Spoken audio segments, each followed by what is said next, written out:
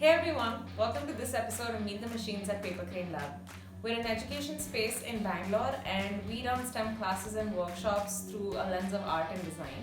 And we also provide a space for you to work on your projects with all these tools at your disposal. So in today's episode, we're going to be talking about our 3D printers, Savitri and Trivedi, yet to be named. So we got these printers in 2019 and 2020 respectively, and they are excellent hobby printers. This model is called the FlashForge Finder, and it can be used for a variety of applications, but one thing to be noted is that because it's a hobby printer, it is limited in size. So the maximum size of something that we can print is 6 by 6 by 6 inches. So first let's have a look at the basics of a 3D printer. 3D printers are part of fabrication known as additive fabrication. What that means is a material is added on top of each other to create a model.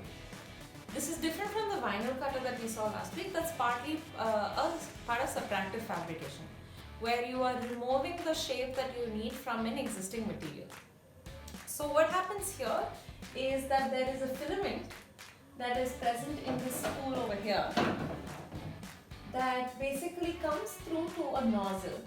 The nozzle then melts the filament at 220 degrees Celsius, and that filament will then form the shapes that we need layer by layer.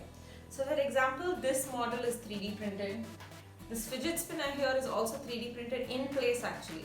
The whole thing is printed as one piece, but it moves about. Even this mechanism that we have here is completely 3D printed except for the cardboard on the sides. So this is essentially the filament that we're fed in there. It's basically this material over here. The specific material that we're using is called PLA, that's polylactic acid. It is a biodegradable plastic made out of cornstarch. So this is sort of the popular material used in hobby printers right now because it's quite forgiving. This is well and good that the 3D printer can print these designs that we give to it, but how do we make and design this in the first place? So there's a bunch of softwares that we can use for this. There's Rhino, there's Fusion 360, but what we use here is called Tinker. So we like to start off our beginners with Tinkercad. It is free and available online, and you can design what you want there and then feed it to a program called FlashPrint. The program takes a look at the model and then converts it into code so that the 3D printer understands how it needs to move the bed and the nozzle so as to print it. So let's have a quick look into that process. So here you can see how the design is broken down into layers in the screen here. Now let's send this model to the printer to print.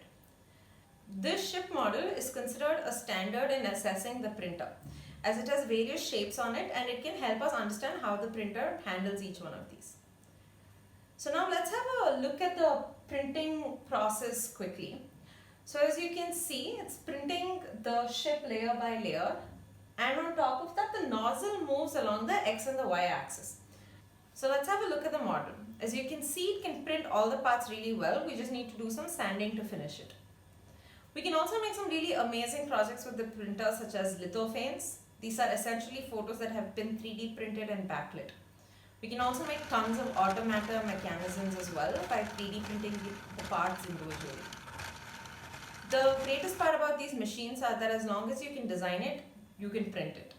So we can't wait to have you in our space and see what you make of it. If you have any questions, reach out to us on Instagram at Paper Crane Lab, and once our space is open, you can drop by in Indranagar, Bangalore and use it as well. Thank you, and subscribe to our channel for more such videos and fun tutorials.